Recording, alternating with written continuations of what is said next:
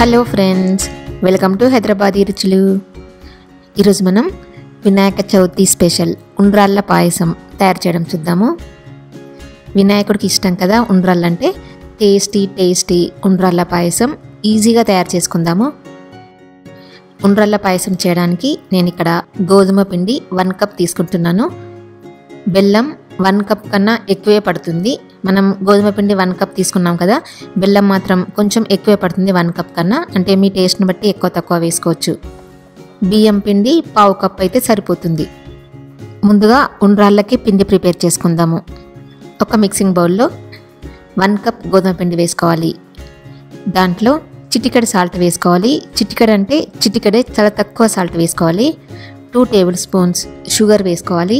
నా దగ్గర sugar powder ఉంది, అందుకే నేను షుగర్ పౌడర్ వేసుకుంటున్నాను. మీరు షుగర్ వేసుకున్నా పర్వాలేదు. వీటన్నింటినీ బాగా కలుపుకొని కొన్ని వాటర్ పోసుకుంటూ చపాతీ పిండి ముద్దలాగా కలుపుకోవాలి.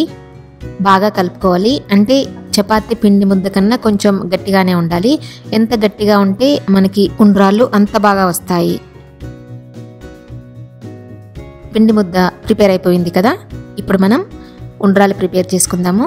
చేతులకి కొంచెం ఆయిల్ రాసుకుని కొంచెం పిండి ముద్ద తీసుకుని ఇదిగో చూడండి, 2 చేతులతో ఇలా కనిపిస్తుంది కదా, పొడవుగా తయారు చేసుకోవాలి. లేదా రౌండ్గా ఇలా చిన్న గోళీలాగా కూడా తయారు చేసుకోవచ్చు.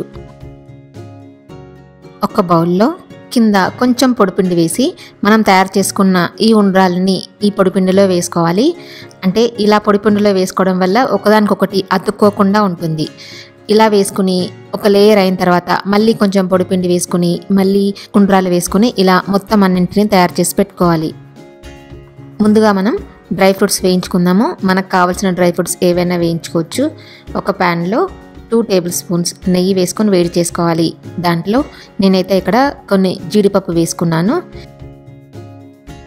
జీడిపప్పు కొంచెం వేగిన తర్వాత కిస్మిస్ వేసుకొని వేయించుకోవాలి. వీటన్నింటిని తీసి పక్కన పెట్టుకోవాలి. ఆ తర్వాత కొన్ని పచ్చి కొబ్బరి ముక్కలు వేసుకోవాలి. పచ్చి కొబ్బరి వేసుకుంటే టేస్ట్ చాలా బాగుంటుంది. ఈ కొబ్బరి ముక్కల్ని కొంచెం సేపు వేగనివ్వాలి. ఆ తర్వాత వేరే ప్లేట్లోకి తీసి పెట్టుకోవాలి. ఇప్పుడు ఉండ్రాలు ఉడికించుకుందాము. ఒక ప్యాన్లో మనం 1 కప్ గోధుమ పిండి తీసుకున్నాం కదా, దానికి 4 కప్స్ వాటర్ వేసుకోవాలి. ఈ వాటర్ ఇంత అంత అని కొలతేం ఉండదు. మీరు కావాలనుకుంటే ఇంకా ఎక్కువ తక్కువ కూడా వేసుకోవచ్చు. ఈ వాటర్ని బాగా మరగనివ్వాలి. వాటర్ మరుగుతున్నప్పుడు మనం ప్రిపేర్ చేసి పెట్టుకున్న ఉండ్రాళ్ళు ఉన్నాయి కదా, ఆ ఉండ్రాళ్ళని ఇందులో వేసుకొని ఉడికించుకోవాలి. అంటే ఒక 10 నిమిషాలైనా ఉడికించుకోవాలి. మీడియం ఫ్లేమ్లో పెట్టుకొని ఉడికించుకోవాలి. మధ్యలో జాగ్రత్తగా కలుపుకుంటూ ఉడికించుకోవాలి, మాడిపోకుండా. 10 నిమిషాల తర్వాత ఇవి గట్టిపడి మనకు తెలిసిపోతుంది, కొంచెం ముట్టుకుంటుంటే ఉడికినట్టుగా.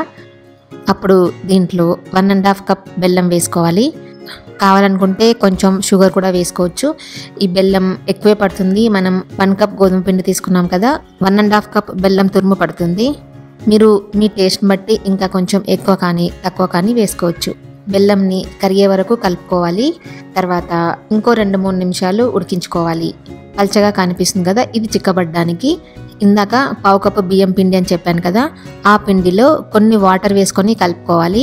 ఎందుకంటే స్వీట్ చిక్కగా ఉండడానికి ఈ పిండిని మనం స్వీట్లో వేసుకుంటాము. డైరెక్ట్గా పిండి వేయకుండా ఇలా వాటర్లో కలుపుకోవాలి. ఇప్పుడు ఇందులో మనం కలిపి పెట్టుకున్న పిండిని వేసుకోవాలి. ఈ పిండి జారుడుగా కలుపుకోవాలి. కలుపుకుంటూ వేసుకోవాలి.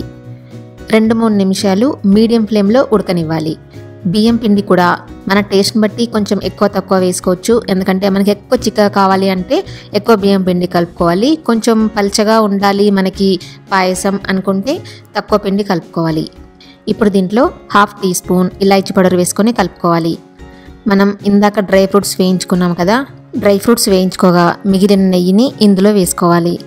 ఇంకా కొంచెం నెయ్యి కూడా వేసుకోవచ్చు. నెయ్యి ఎంత వేసుకున్నా టేస్టీగా ఉంటుంది. ఒకసారి కలుపుకొని మనం వేయించి పెట్టుకున్న డ్రై ఫ్రూట్స్ని ఇందులో వేసుకోవాలి. అంతే, టేస్టీగా ఉండ్రాళ్ళ పాయసం నైవేద్యానికి రెడీ అయిపోయింది. టేస్టీగా చాలా బాగుంటుంది.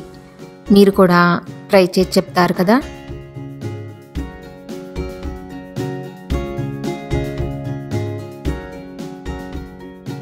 ఈ వీడియో మీకు నచ్చినట్టయితే కింద లైక్ బటన్ కనిపిస్తుంది కదా, ప్రెస్ చేసి ఫ్రెండ్స్ అందరికీ షేర్ చేయండి. సజెషన్స్ ఏమన్నా చెప్పాలనుకుంటే కింద కామెంట్ సెక్షన్లో కామెంట్ పెట్టండి. నా ఛానల్ని ఎవరైనా సబ్స్క్రైబ్ చేయని వాళ్ళు ఉంటే తప్పకుండా సబ్స్క్రైబ్ చేయండి.